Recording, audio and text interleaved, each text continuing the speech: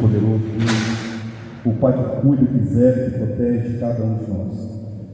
Colocamos em suas mãos as nossas vidas, e que o Senhor, Deus, venha a fazer somente a tua vontade em nossas vidas. Aqui estamos, ó Deus. O Senhor conhece cada coração, cada intenção. O Senhor conhece as nossas vidas, o porquê nós saímos dos nossos lares e aqui chegamos. Nós te agradecemos por essa oportunidade, sim, mas queremos, ó Deus, colocar-nos nas suas mãos. Pai, em nome do Senhor Jesus, ó Espírito Santo, o Senhor que se faz presente no nosso meio, o Senhor que convence, que corrige, que confronta, ó Deus, que traz luz aos corações turbados, que traz, ó Deus, direção àqueles que andam vagueando de um lado para o outro, sem rumo e sem direção. Por favor, Espírito Santo, faça a diferença, faça o mover do Senhor em nossas vidas. Ó Deus, não queremos retornar para os nossos lares da mesma forma que lá saímos. Talvez alguns aqui saíram de casa brigados, angustiados, tensos, preocupados, nervosos. Ó Deus, talvez outros saíram na esperança de ouvir a tua voz, de receber uma direção, uma bênção do Senhor, um milagre. Ó Santo Deus, uma cura, um renovo, um perdão, um refrigério, um mover do Senhor em nossa cada vida. Santo Deus, que a tua vontade, ó Deus Todo-Poderoso, seja feita em cada coração. Em nome de tudo que venha a ser feito, ó Deus, louvores, leituras bíblicas, mensagens, oração, entrega, dedicação, agradecimento, tudo seja exclusivamente para a tua honra e para a tua glória.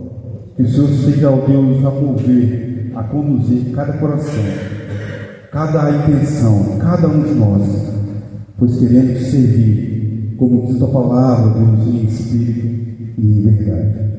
Te entregamos tudo em tuas mãos, e coloco em suas mãos cada um, cada ser, cada homem e mulher, cada criança, adolescente, jovem e adulto, em tuas poderosas mãos. Cuide de cada um de nós, oramos em nome de Jesus.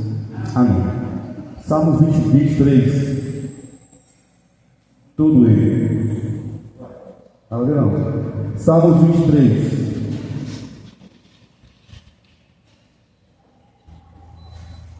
De 1 a 6.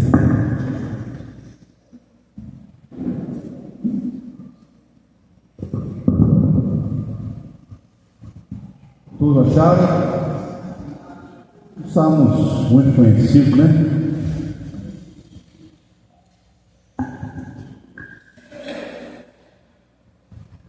Salmos 23, me vem assim a palavra do nosso Deus. O Senhor é o meu pastor, nada me faltará. Deitar-me faz em verdes pastos, guia-me mansamente às águas tranquilas. Refrigera minha alma, guia-me pelas veredas da justiça e por amor do seu santo nome. Ainda que eu ande pelo vale de sombra e de morte, não temeria mal algum, porque tu estás comigo. A tua vara e o teu cajado me consolam. Preparas uma mesa perante mim, na presença dos meus inimigos. Unge a minha cabeça com óleo, e o meu cálice transborda. Certamente a bondade e a misericórdia me seguirão todos os dias da minha vida, e habitareis na casa do Senhor por longos dias. Amém, meus amados? Certamente que a bondade de Deus, a bondade do Senhor, ela sempre nos alcança. A palavra de Deus, ela não erra, não falha, não mente, ela não envelhece, ela é eterna, ela é atual, e mais atual do que o jornal que você vai ver amanhã. A única palavra verdadeira, genuína e eterna é a palavra de Deus. A gente vai cantar uma canção rogando logo nesse início de culto que a bênção de Deus seja derramada sobre cada coração, sobre cada família, sobre cada um de nós nessa noite. A bênção.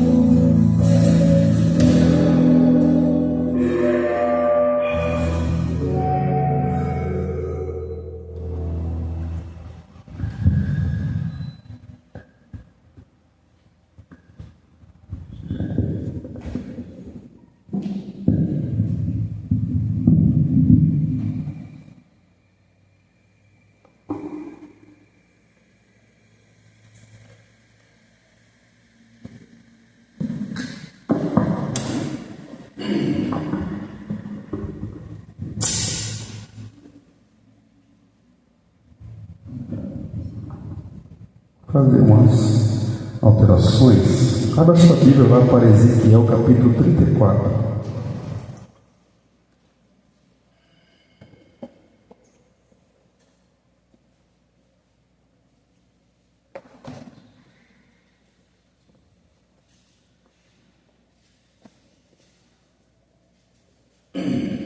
Nós estamos falando sobre o Deus que cuida.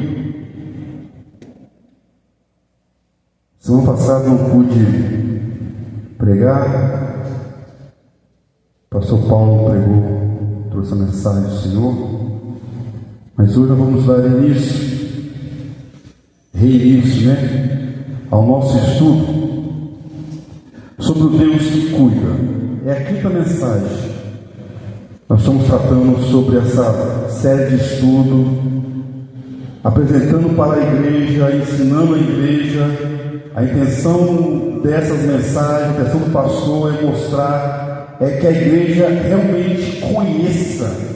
É muito fácil nós falarmos em Deus, é muito fácil nós falarmos em Cristo, o nome de Cristo, o Senhor Jesus, mas infelizmente vivemos uma era de pobreza na questão de conhecimento bíblico e no conhecimento de Deus em si. As pessoas não conhecem, as igrejas não conhecem, os cristãos, muitos, a maioria deles, não estou errado, a maioria dos cristãos não conhece realmente quem é o Deus que você fala, que nós falamos que servimos. E isso é bíblico também, porque o povo bíblico, o povo da Bíblia, do Antigo e também do Novo Testamento, buscava a Deus, clamava a Deus, mas não conhecia Deus. Tanto é que lá em Oséias, o próprio Deus, ele vai fazer como se fosse um apelo, como se fosse um apelo, não entendo o pastor errado. Ele fala, conheçam e prossigam em conhecer o Senhor. Ou seja, o povo deixou de conhecer, abandonou quem é o Deus. Então a intenção de nós trazermos essa série de estudos sobre o Deus que cuida é para que realmente nós entendamos e conhecemos quem realmente é esse Deus. E por qual motivo vale a pena seguir esse Deus, ou obedecer a esse Deus, viver sob os cuidados zelosos e poderosos e eternos desse Deus. Por qual motivo vale a pena nós dizermos que se eu morrer, a eternidade me aguarda, e enquanto eu em vida estiver nessa terra, eu ia viver para a honra e glória dele. Por qual motivo? Somente quando nós venhamos a ter esse conhecimento, essa intimidade com esse Deus que cuida, que nós podemos realmente descansar. E a Bíblia nos mostra diversos homens que começaram a andar, e também mulheres que começaram a andar com Deus, mas só foram realmente a conhecer Deus lá na frente, depois de muitos tombos, muitas quedas, muitos erros, e aí que eles vieram realmente a conhecer quem é Deus. O texto que vamos avaliar hoje é um texto muito conhecido. Quando uma igreja fica sem pastor, o pastor sai, ou o pastor ele recebe um convite, vai para uma outra igreja, ou por algum motivo o pastor deixa a igreja, ou é tirado pela igreja. Esse é um dos textos que algumas igrejas usam para fazer um processo de sucessão pastoral.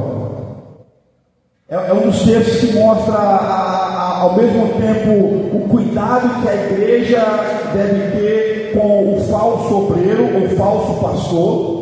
Se você olhar para os versos 1 até o verso 10, você vai ver que o próprio Deus ele vai entrar na frente, protegendo a sua igreja, o seu povo, contra os falsos mestres, contra os falsos pastores. E os versos 1 a 10, ele vai falar exatamente isso, sobre que Deus, ele vai agora entrar em juízo, ele vai entrar no julgamento para defender a sua igreja contra os falsos pastores. E os falsos pastores aqui nessa época, meus amados, todos os reis, os governantes, os líderes, nesse contexto de Ezequiel, de Isaías, de Jeremias, o contexto do Antigo Testamento e também o contexto do Novo Testamento, o termo pastor era usado para os reis, para os regentes, para os governantes, para os líderes da época. Isso não era necessariamente ser uma profissão de pastor que cuidava de ovelhas, mas todos aqueles que governaram, que tinham a responsabilidade de governar o povo, era um papel, uma tarefa de pastorear. E quando Deus revela ao servo Ezequiel, a questão dos falsos mestres, falsos pastores, Ele está olhando para todos os governantes. O tema da mensagem de hoje: o grande pastor. O texto que nós lemos de Salmo 23 é um texto clássico, onde mostra que Deus, Ele é o nosso pastor, foi no passado, é e continua sendo o nosso grande pastor. O texto de Ezequiel ele vai mostrar três características, três ações, três agir desse grande pastor para com o teu povo, para com as famílias, os servos do passado, de hoje, a igreja do passado, a igreja de hoje, mas também a igreja do futuro. O texto é recheado de ensinos do passado, presente e futuro. É um texto que não ficou somente nas ações passadas, não, mas ele é atual, ele vai se atualizando pela graça e misericórdia do próprio Deus. Veja o texto. Eu vou ler o texto de 11 até o verso 31. Acompanhe comigo, fazendo favor. Porque Ezequiel 34, de 11 a 31. Porque assim diz o Senhor Deus: eis que eu mesmo procurarei as minhas ovelhas e as buscarei, como um pastor busca o seu rebanho no dia em que encontra a ovelha dispersa. Assim buscarei as minhas ovelhas, livrá-las-ei de todos os lugares para onde foram espalhadas, no dia de nuvem e no dia de escuridão. Tirá-las-ei dos povos e as congregareis nos diversos países e as introduzireis na sua terra. Apacentá-la-eis nos montes de Israel, junto às correntes e com todos os lugares habitados de terra. Apacentá-la-eis de bons pastos nos altos montes de Israel, será a sua pastagem. Deitar-se-ão ali em boa pastagem e terão pastos bons nos montes de Israel. Eu mesmo apacentarei as minhas ovelhas e as farei repousar, diz o Senhor Deus. A perdida buscarei e a desgarrada tornarei a trazer, a quebrada ligarei e a enferma fortalecerei, mas a gorda e a forte destruirei. Apacentá-la-eis com justiça. Quanto a vós, ó ovelhas minhas, assim diz o Senhor Deus: eis que julgarei entre ovelhas e ovelhas, entre carneiros e bodes. Acaso não vos basta a boa pastagem? A vez de pisar aos pés o resto do vosso pasto? E não vos basta o terdes bebido a água clara e fresca, a vez de turvar o resto com os pés? Quanto às minhas ovelhas, elas pastam o que a vez de pisar com os pés e bebem o que a vez turvado com seus pés. Por isso, assim diz o Senhor Deus: eis que eu mesmo julgarei entre as ovelhas gordas e as ovelhas magras, visto que com o lado e com o ombro dais empurrões, e com os chifres impelis as fracas até as espalhares fora. Eu livrarei as minhas ovelhas, para que já não sirvam de rapina, e julgarei entre ovelhas e ovelhas. Suscitarei para eles um só pastor, e ele as apacentará. O meu servo Davi é quem as apacentará. Ele servirá de pasto de pastor. Eu, o Senhor, lhe serei por Deus, e o meu servo Davi será príncipe no meio delas. Eu, o Senhor, disse: farei com elas aliança de paz, acabarei com as bestas feras da terra, seguras habitarão no deserto e dormirão nos bosques, delas e dos lugares ao redor, ao meu alteiro, eu farei bênçãos, farei descer chuvas ao seu tempo, serão chuvas de bênçãos. As árvores do campo darão ao seu fruto, e a terra dará a sua novidade, e estarão seguras na sua terra, e saberão que eu sou o Senhor Deus, quando eu quebrar as varas do seu jugo e as livrar das mãos dos que escravizam. Já não servirão de rapinas aos gentios e às feras da terra, nunca mais as comerão, e habitarão seguramente, e ninguém haverá que as espante. Levantar-lhe plantação memoriável, e nunca mais lhe serão consumidas pela fome na terra, nem mais levarão sobre si o opróbrio dos gentios. Saberão, porém, que eu, Senhor, seu Deus, estou com elas, e que elas são meu povo, a minha casa, a casa de Israel, diz o Senhor Deus. Vós, pois, ó ovelhas minhas, ovelhas do meu pasto, homens sois, mas eu sou o vosso Deus, diz o Senhor Deus Todo-Poderoso. Amém, irmãos? O grande pastor. Vamos orar? Santo Deus, a tua palavra rica e belíssima demais, que mais uma vez foi lida. E agora, Deus, humildemente eu peço ao Senhor que o Senhor venha falar aos corações da tua igreja.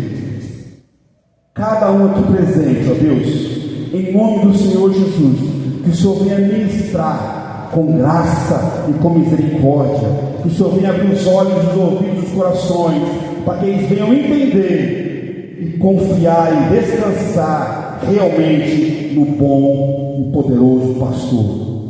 Nós oramos a Ti em nome de Jesus. Amém. Amém, meus amados irmãos. O grande pastor. O texto de Ezequiel, capítulo 34, verso 11 até o verso 31, nos mostra três verdades. A primeira verdade sobre esse grande pastor está baseada nos versos 11 até o verso 16. Zeloso cuidado. Se você olhar para os versos 1 até o verso 10, você vai ver que esses falsos pastores, que esses líderes, que esses responsáveis que eram responsáveis por cuidar do povo, cuidar das nações, eles deixaram, eles abandonaram. Pelo contrário, eles surrupiavam, eles usavam as nações, os povos, as ovelhas, o povo, o homem, a mulher, para quê? Para se engrandecer. Eles se alimentavam dela, eles oprimiam ela, ganharam tudo dela, mas não cuidavam das feridas, das mangas. Eles não tinham esse cuidado, esse zelo. Os versos 11 até o verso 16 nos mostra esse contraste, onde o próprio Deus fala: eu mesmo, já que vocês não cuidaram, vocês vão sofrer o juízo. É verdade, então eu mesmo irei cuidar das minhas ovelhas. Se você for olhar para os versos 1 ao 10, você pode olhar aí, verso 4, vai falar sobre as placas, e que ele deveriam fortalecer, eles não fizeram. Se olhar para os versos 7, vai ver que os pastores, os falsos pastores, eles não ouviram a palavra de Deus, e agora estão ouvindo que o próprio Deus entrará em juízo contra eles. Se olhar para os versos 9, vai ver que Deus ele fala mesmo assim: portanto, ó pastores, ouvi a palavra do Senhor. Olha o verso 10: assim diz o Senhor Deus, eis que eu estou contra os pastores, e deles demandarei as minhas ovelhas, te trarei, porém termo ao seu pastoreio, e não se apacentarão mais a si mesmo. Livrar-os-ei as minhas ovelhas da sua boca, das suas mãos, para que já não lhe sirvam de pasto. E agora vem o verso 11 em diante, aonde Deus fala: então eu mesmo, verso 11, portanto assim o Senhor, eis que eu mesmo, o zeloso cuidado de Deus tem um zelo cuidadoso por você. Deus tem um zelo cuidadoso por cada um de nós. Deus tem um zelo eterno de um cuidado eterno e único para a sua igreja. Por mais que nós, por mais cuidadosos que nós devemos ser, não iremos chegar perto do zelo, do zeloso cuidado do grande pastor. Por mais que nós venhamos ter esse cuidado, essa preocupação, mas somos falhos humanos, é verdade. Por mais que nós devemos ter esse atento, mesmo assim, não iremos chegar perto do cuidado, do zeloso cuidado do grande pastor. Isso porque, meus amados, o cuidado dele é um cuidado atencioso, onde nada escapa ao seu olhar. Veja o verso 1 ao verso 10. Os falsos mestres, os falsos líderes, os falsos governantes achavam que estavam ilesos, fazendo as coisas erradas, igual nos dias atuais também, né? A liderança, seja no campo eclesiástico, igreja, pastores e líderes, ou no campo do governo, ou outros poderes, onde a liderança teria que usar o seu poderio para abençoar o povo, usa do poder para corromper o povo, para oprimir o povo, para esmagar o povo. Era a mesma coisa. A mesma coisa. Achavam eles que estavam ilesos. Achavam eles que estavam ilesos. Mas o olhar de Deus identifica os maus líderes. Identifica os maus governantes, os maus pastores. O verso 11, o verso 12, ele fala: eu mesmo buscarei e cuidarei das minhas ovelhas. Eu mesmo me colocarei como pastor, um bom pastor. Eu mesmo me colocarei nessa tarefa que vocês não tiveram. Eu mesmo irei zelar, irei cuidar com zelo poderoso para minhas ovelhas. Olha o verso 11 e 12. É isso que ele fala, verso 12: como pastor, vou buscar o meu rebanho, no dia que encontro ovelhas dispersas, assim buscarei. Ele mesmo se coloca para buscar, para cuidar, para zelar. Olha o verso 13 ao verso 14. Eles mostram, o verso 11 e 12 mostra o próprio Deus se colocando na tarefa, no caminho de restaurar, de chamar suas ovelhas de volta, de restaurar elas, de cuidar delas, de zelar por elas. Por quê? Porque Deus tem prazer em cuidar das ovelhas. Deus tem prazer em cuidar do seu povo. E olha o verso 13 e o verso 14. E esse cuidado traz o quê? Um resgate provedor em todas as áreas. Se você olhar com carinho, verso 13 ao verso 14, você vai ver exatamente isso: um resgate provedor. Não somente um resgate qualquer, não somente um resgate de meia boca, não, mas um resgate que é recheado de provisão em todas as áreas. Primeiro, um chamado para todos os cantos. Deus não somente só pega um grupo de ovelhas, um grupo de homens e mulheres, não, mas de todas as áreas, de todas as nações. Deus tem um resgate provedor, chamando de todos os cantos da terra aqueles que serão cuidados, zelados e protegidos por Ele. Segundo, esse resgate provedor traz o que? Proteção e refrigério. Está no verso 13 ou verso 14. Além de ele chamar de todas as nações, ele chama para mostrar proteção, para trazer proteção e trazer refrigério. Para quem? Para as ovelhas que andavam desgarradas de um lado para o outro, perdido, para o homem, a mulher, para a criança, para o adolescente e para o jovem que andavam e andam ainda desgarrados, sem rumo e sem direção. A terceira coisa, versos 13 e 14, além da proteção e do refrigério, fartura. E aqui não é somente fartura de alimentos, como está no verso 14, mas esse pasto aí, esse alimento aí, caracteriza duas classes. Alimento, a fartura dos seus alimentos físicos, é verdade. mas principalmente alimento de ensino, boa palavra, boa esperança, boa fé, bom conhecimento. É fartura, ou seja, você pode confiar em mim, que eu irei descansar, que eu irei colocar em vocês uma fartura como vocês nunca antes ou tiveram. Fartura, alimento, ensino, descanso. Descanso. A quarta característica do verso 14: liberdade e segurança. A liberdade do homem e da mulher, a liberdade das nações, dos reis, dos governantes, não depende do seu poderio aquisitivo, não depende da sua grandeza, da sua nobreza, não depende dos seus palácios, ou do seu casebre, ou do seu barraco. A liberdade do homem e da mulher está estritamente em Deus, com Deus, filho de Deus. O homem e a mulher, enquanto ele não reconhece que esse Deus que cuida, esse Deus com zeloso cuidado, ele não é livre. Por mais que você ache que você pode andar de um lado para o outro, mas a sua falsa liberdade, a falsa liberdade das nações que vivem longe de Deus, vai levar um fim de destruição para elas. O verso 15 ao verso 16, a parte A: não haverá dúvida. É isso que mostra.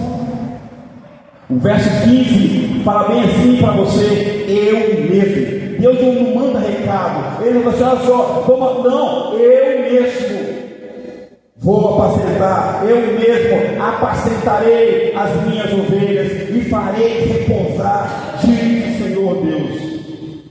Ezequiel, ele não deixou dúvida, ele olhou para os reis, para as nações, para o povo, e falou assim: a partir de hoje você não tem domínio nenhum, a partir de hoje quem vai conduzir, quem vai guardar, quem vai proteger é o grande pastor, ele mesmo irá proteger. Não haverá dúvida quando ele se movimentar, quando ele agir. Ele mesmo, não haverá dúvida, repouso, cura, libertação, esperança eterna, somente o grande pastor pode dar. É a mesma afirmação de Mateus capítulo 11, versículo 28 ao versículo 30, quando Jesus, ele chama o povo: vem a mim, todos, você, de todas as nações, todos, cansados e sobrecarregados. Ele afirma: eu aliviarei vocês. É a mesma afirmação, a mesma afirmação. O cuidado zeloso, o zeloso cuidado, só o grande pastor pode dar. A segunda verdade dentro desse texto, a segunda verdade: perante o grande pastor não haverá engano. Perante o grande pastor não haverá engano. Infelizmente, vivemos uma era de uma confusão sobre igreja sadia e igreja doente. A estatística fala que uma igreja sadia é uma igreja lotada, transbordante de homens e mulheres. Uma igreja, poucos homens, poucas mulheres, poucos membros, é uma igreja que está em deficiência, que está doente. Só que biblicamente isso é uma inverdade, é uma mentira, porque uma igreja sadia é uma igreja que conhece Deus, é uma igreja que tem intimidade com Deus. Um cristão sadio é um cristão que sabe quem é o seu Senhor e Salvador, e sabe quem é Ele, pobre, fraco e pecador. Uma família cristã sadia é uma família que se rende aos pés do seu Senhor em todo momento, em qualquer situação. Mas a mídia, a estatística, os homens e mulheres olham assim: uma igreja vazia, é uma igreja doente. Bom, se você olhar para as igrejas do Apocalipse,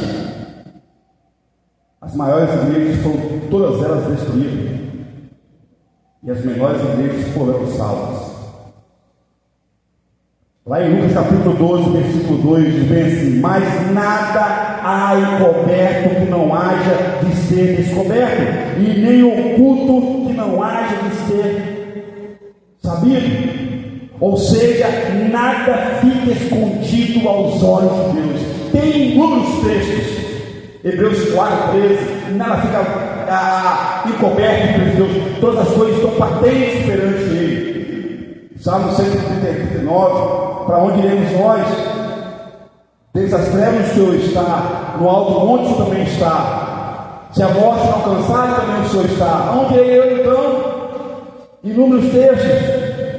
Queridos irmãos, por isso que não haverá engano perante o olhar clínico do grande pastor.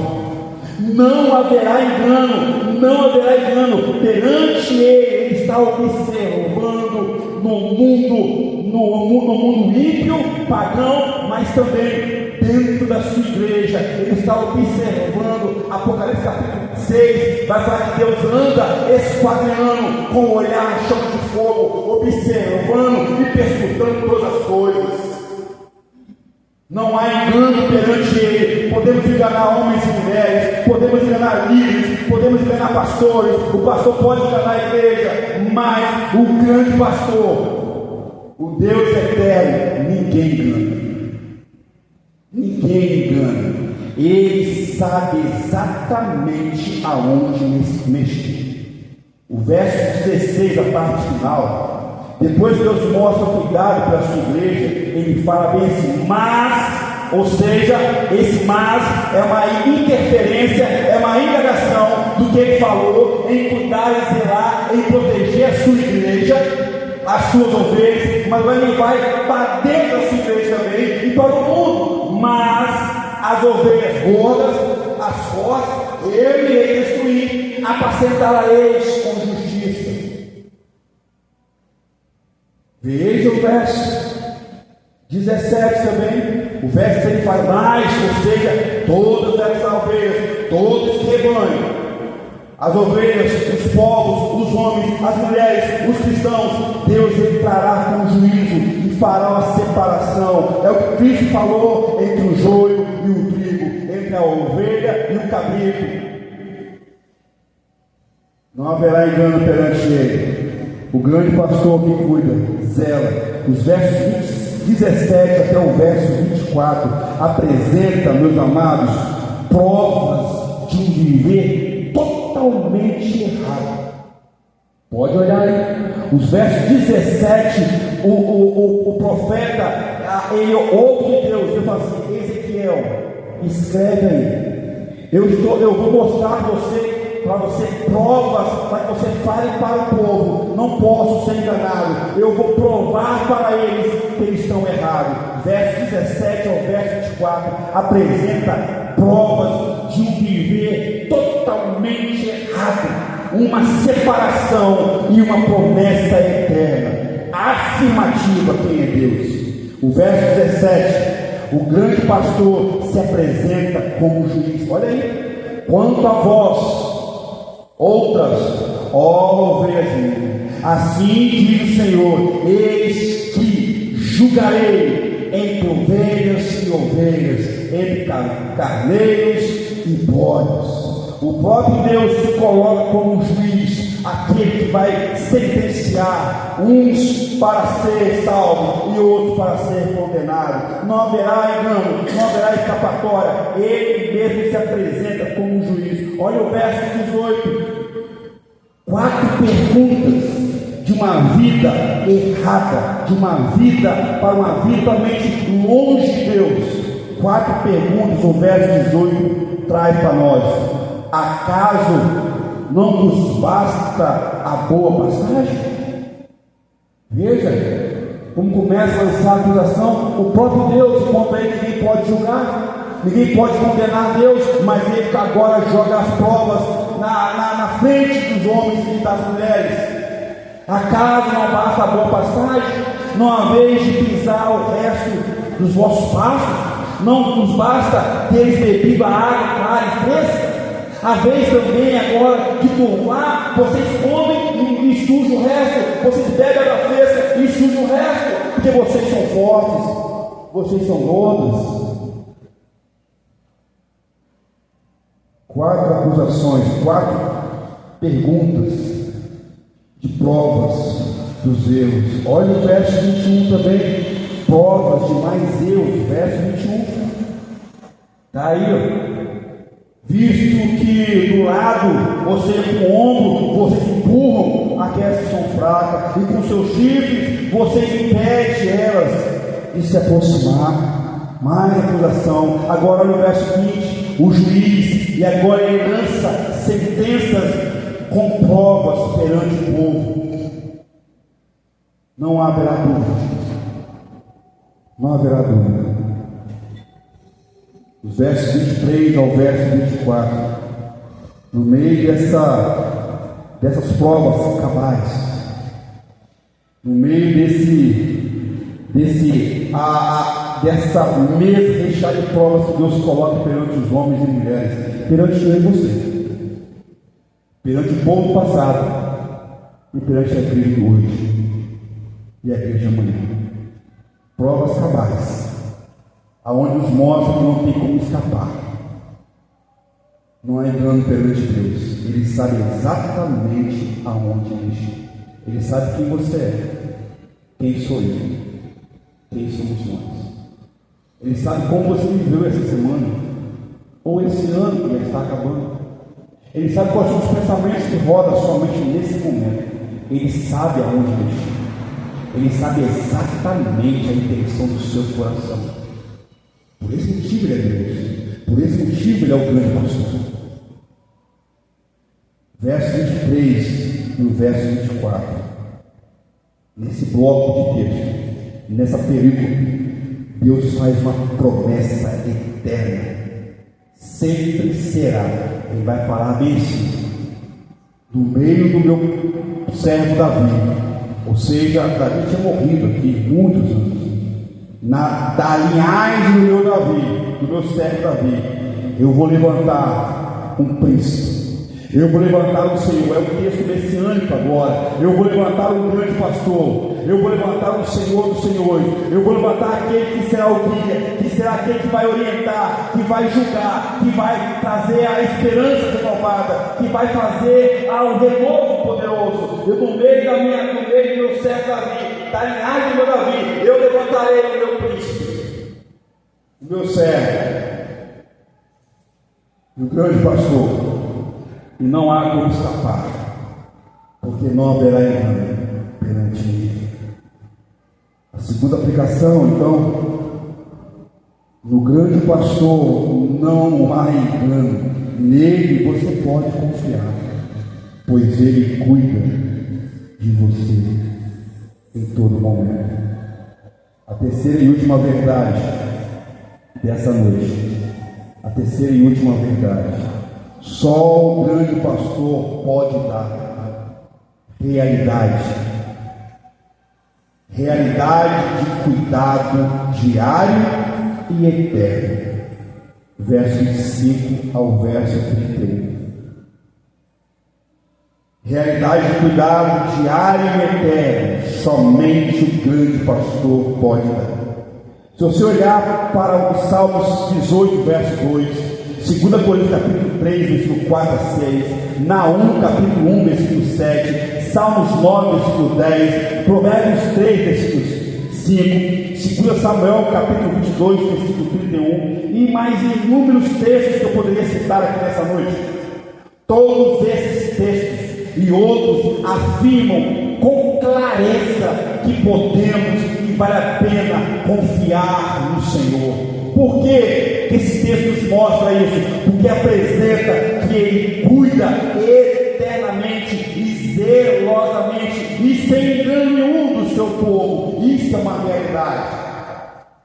O homem de hoje, a nação de hoje, o ser humano do século XXI, caminha, tenta viver, quer viver uma realidade que não é realidade, quer viver uma vida de engano, achando que é verdade, quer viver um cristianismo que não é um cristianismo, quer viver uma caminhada para a salvação que não tem salvação. Por que não tem salvação? Porque não tem Deus. Uma igreja que não tem Deus, que não busca Deus, que não clama por Deus, não é igreja. Um cristão que não busca viver uma vida de santidade, se afastando das suas coisas erradas, não é um cristão.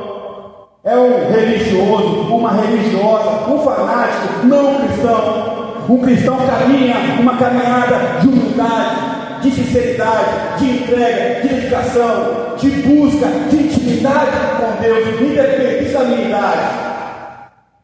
Uma igreja não é igreja teocêntrica, cristocêntrica, mas uma igreja antropocêntrica, onde o homem é exaltado.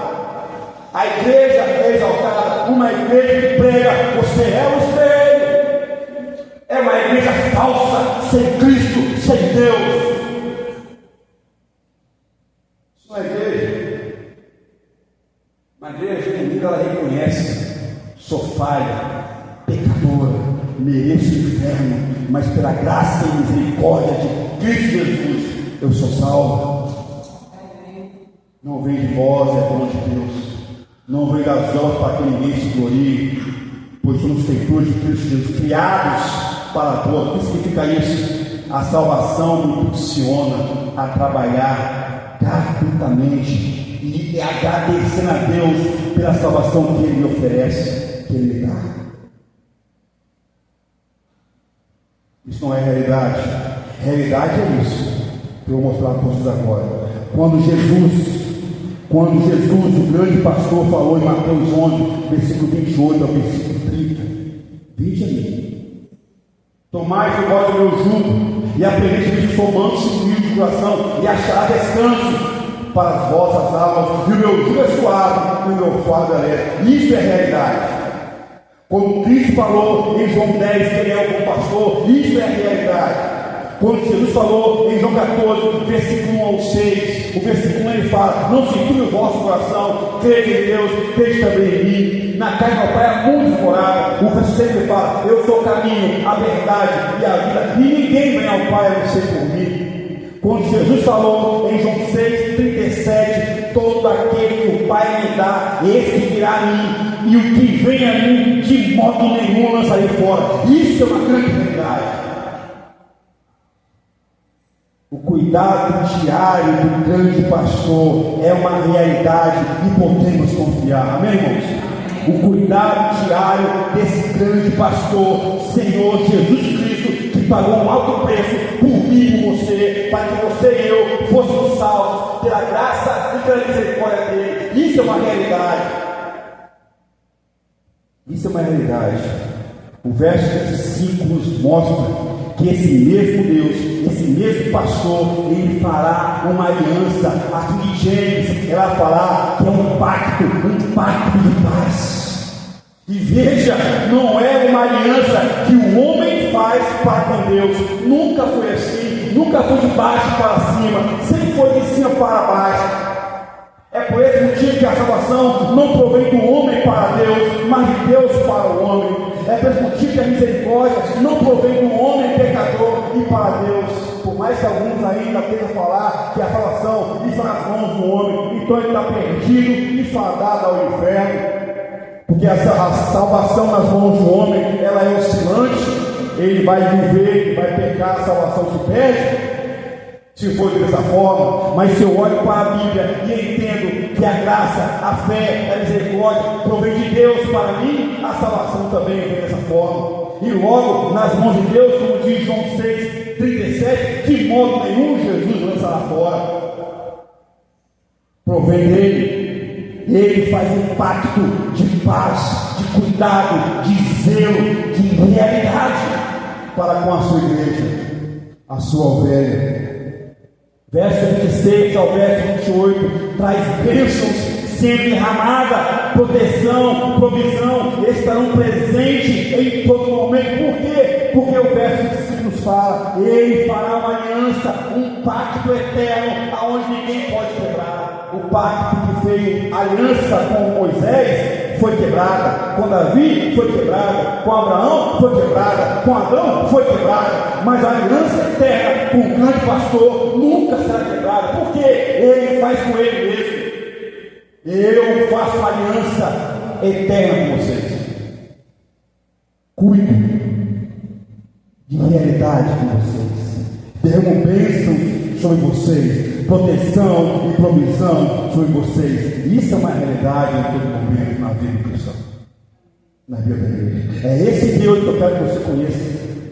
É esse Deus que eu quero que você se entregue nele.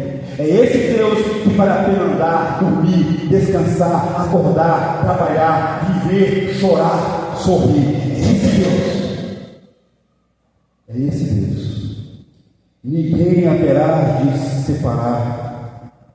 Verso 29 traz exatamente isso: proteção, provisão, reconhecimento eterno. Vou terminar com o verso 30 e o verso 29 ao verso 30 por de novo. Levantar-lhes plantação memorável, ou seja, vocês vão ser reconhecidos não pelos homens, mas pela grandeza de Deus. Eles nunca mais serão consumidas pela fome. É uma fala profética e para a eternidade nessa terra. Nem mais levarão o pó, ou seja, levarão afronta, escárnio, zombaria. Cristo, Ezequiel mostra uma realidade do povo de Deus na eternidade. Enquanto vida humana, nós iremos sofrer, mas na eternidade, meus queridos, a realidade do cuidado diário será eterna. Olha o verso 30: saberão, porém, que eu, o Senhor, sou Deus, estou com elas, e que elas são meu povo, a minha casa, a casa de Israel, diz o Senhor Deus. Vós, pois, ovelhas minhas, ovelhas do meu pasto, da minha casa, homens sois, ou seja, vocês são fracos, são pecadores, mas olha que lindo: eu sou o vosso Deus, diz o Senhor Todo-Poderoso. Vocês são fracos, são falhos, mas eu não. A realidade de vocês sem mim é queda, é dor, é angústia. Mas comigo, a realidade de vocês é eterna, é jubilosa, não é passageira. Comigo, a realidade de vocês é uma realidade onde eu me coloco à presença, cuidando, zelando, protegendo vocês. O grande pastor te convida hoje a você confiar nele, descansar, morar nele, confiar nele e se entregar. Ezequiel, ele termina de forma maravilhosa. Olha para o povo exilado, para líderes covardes e para membros de igreja, aonde se achavam pertencentes ao povo, mas na verdade não era. Eram enganadores no meio do arraial de Deus. Deus fala: vou fazer separação, não há engano, mas as minhas ovelhas eu irei cuidar. O grande pastor te convida você a descansar, a confiar e a esperar. Vamos descansar o Senhor.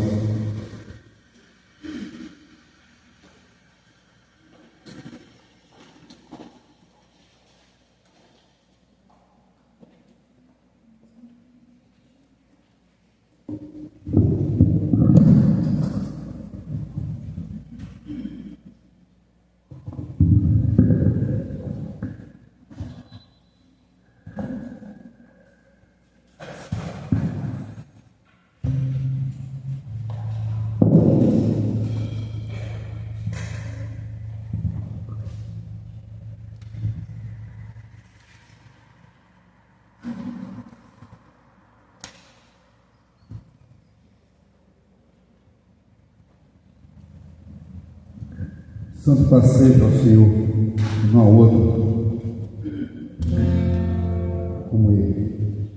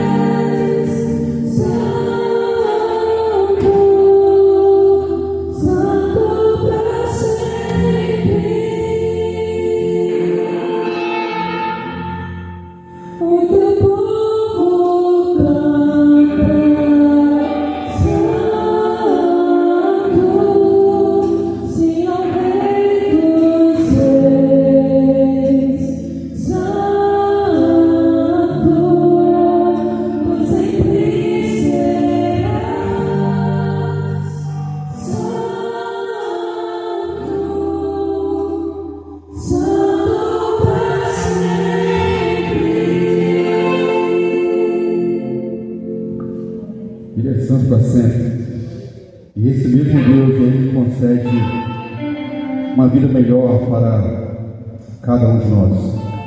É esse grande pastor que concede para nós uma vida de esperança, de graça, de misericórdia.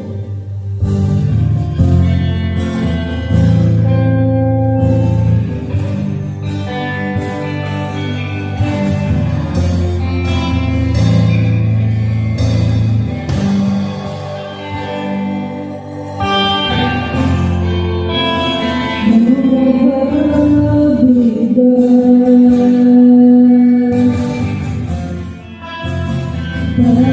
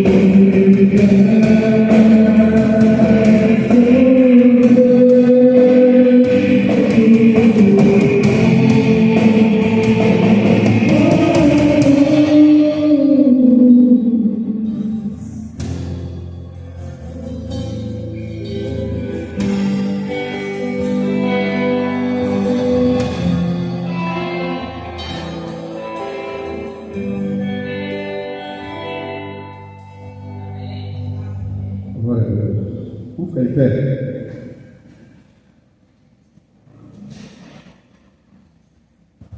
Podemos dar graças ao nosso grande pastor. Podemos dar graças a Deus.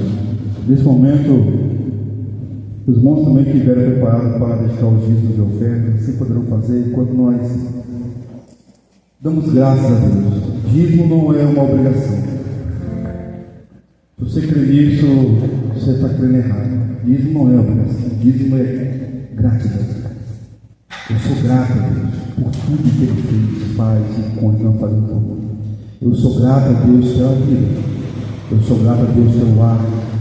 Eu sou grato a Deus pelo perdão, pela família, pelo cuidado, pela palavra. Eu sou grato a Deus por poder me apresentar, chegar perante Ele.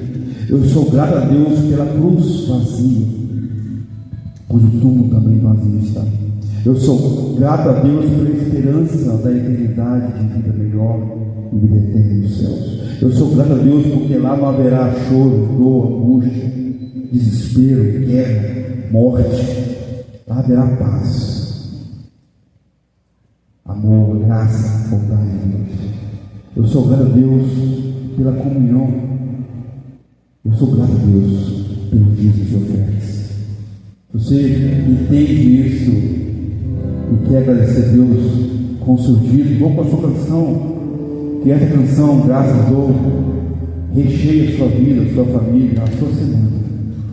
Você não tem, não sei o que orar hoje, ora agradecendo a Deus pela vida que você está tendo nesse momento. Ora a Deus pelo emprego, ora a Deus pelo ar, pelos pássaros, pela brisa, pelo sol, pelo calor, pelo frio, pela noite.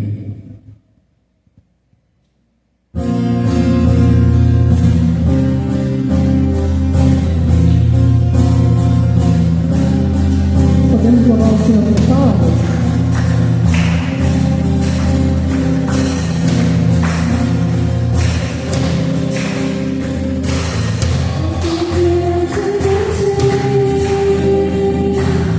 Eu tenho tanto pra te agradecer.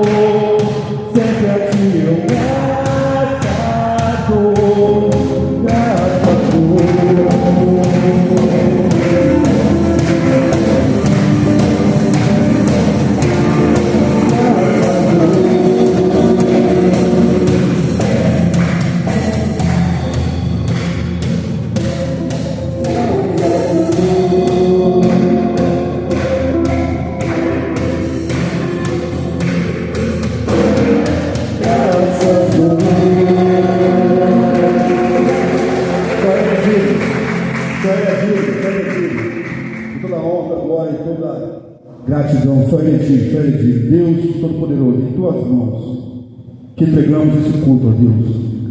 Cada vida, cada um de nós, em Tuas poderosas e zelosas mãos. Grande pastor, Rei dos reis e Senhor dos senhores.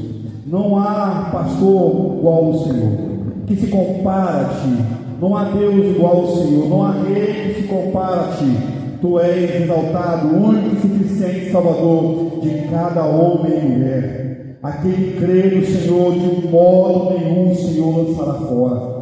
O Senhor cuida de cada um de nós, do Teu povo, com cuidado zeloso, protetor. Diante da Tua presença não há dúvida.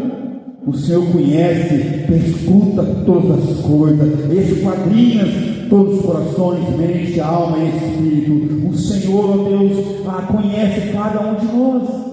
O Senhor nos concede realidade eterna de cuidado do Senhor. Maravilhoso Deus, que cada homem e mulher nessa noite, ó Deus, que veio aqui, volte para o seu lar, recheado com a Tua proteção, com a Tua graça, com a Tua misericórdia, com a bênção do Senhor. Que as famílias de cada um aqui representado seja, ó Deus, transbordante do Teu cuidado, do Teu amor, do Teu zelo e da Tua proteção. Gratos nós te damos, ó Deus, nós somos ao Senhor, não somente pelos dízimos e ofertas, mas pela oportunidade de louvar, de tocar, de exaltar, de glorificar, de dizer para o mundo e para o inferno ouvir que Tu és Deus e não há outro Deus como o Senhor. Realidade é o Senhor que cuida de nós diariamente. Louvamos o Teu santo e poderoso nome. E essa semana entregamos nas Tuas mãos nossas vidas, nossas lutas, nossas falhas, nossas quedas, mas acima de tudo, a nossa vida diante do Teu altar, Deus Santo. Que o amor de Deus Todo-Poderoso, que a graça poderosa, salvadora e única de Cristo Jesus, e que as doces consolações que cura, que salva e que perdoa do Espírito Santo de Deus enche e transborde os nossos corações hoje e eternamente. Amém e amém. Vão em paz. Deus abençoe a todos.